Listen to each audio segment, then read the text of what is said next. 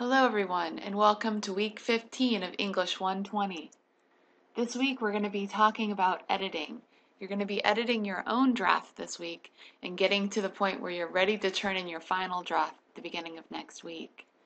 You're going to be reading chapter 17, which is our last chapter we'll be reading in the Bedford Researcher, and you'll be completing your comp class exit exam and editing your draft this week. This week we read chapter 17 in the Bedford Researcher. And there's a lot of great information about how to really go through your draft and some great techniques of how to do so.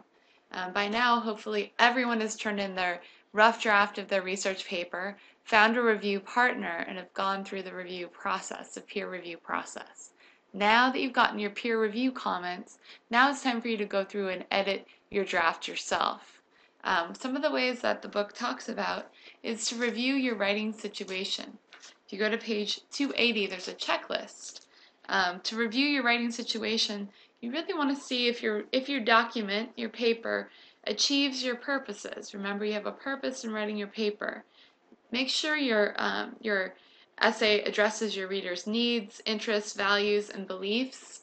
That means you want to make sure you're not going to upset any of the readers that are reading your document by using bias or anything like that. Make sure that your essay meets the requirements that were put forward in the guidelines.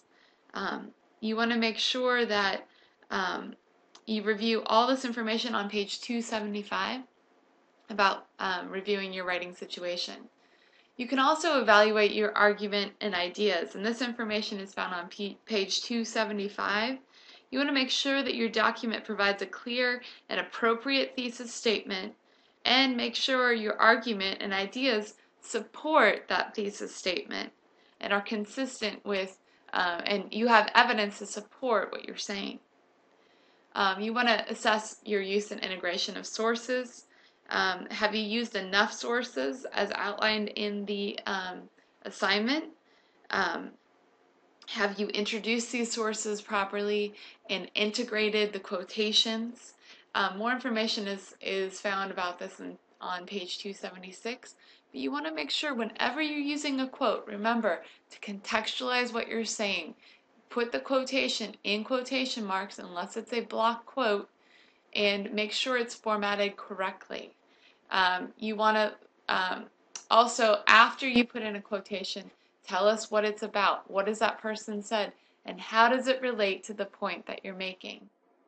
Finally, you want to review spelling and grammar. You want to make sure your entire document is accurate. Are your quotations exact? Check it against the quotation source. Have you written economically? That means are you repeating yourself, or are you doing it effectively? Look at page 281 for more information.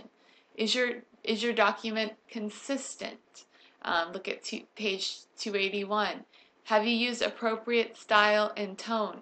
Are you using an academic style of writing and a academic tone? This is on page 282. And finally, you want to make sure you check spelling and grammar and punctuation. Okay? And finally, last but not least, make sure your essay is in MLA format. This is very important. Please review how a paper should look in MLA format, with the heading in the left-hand corner, the last name, page number in the right-hand header, that appears on every single page. Make sure you've written your paper in Times New Roman 12-point font and that everything is formatted correctly. Remember, Chapter 21 of the Bedford Researcher can give you more details on how to do so. Finally, I want to introduce our extra credit assignment. As many of you know, at the beginning of the year, there was an extra credit book, an optional book on the syllabus and available at the bookstore called The Valley of the Moon by Jack London.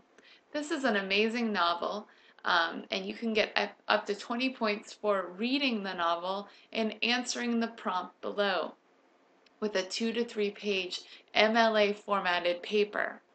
What is a major social issue that is examined in the text? such as unions and strikes, sustainable farming, or women's rights. Using evidence from the text, explain how Jack London introduces this issue.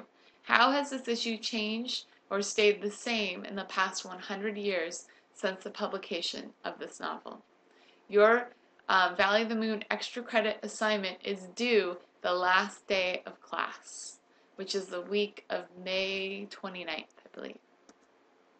Alright guys, your final essay is going to be due next week. So please make sure you use your time wisely this week to revise and edit your paper.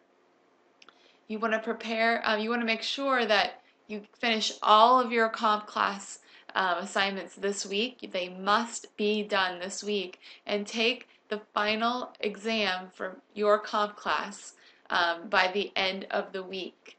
This is all posted under this week's content.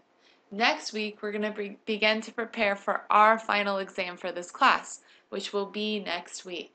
So please, let me know if you have any questions, and I look forward to seeing you online.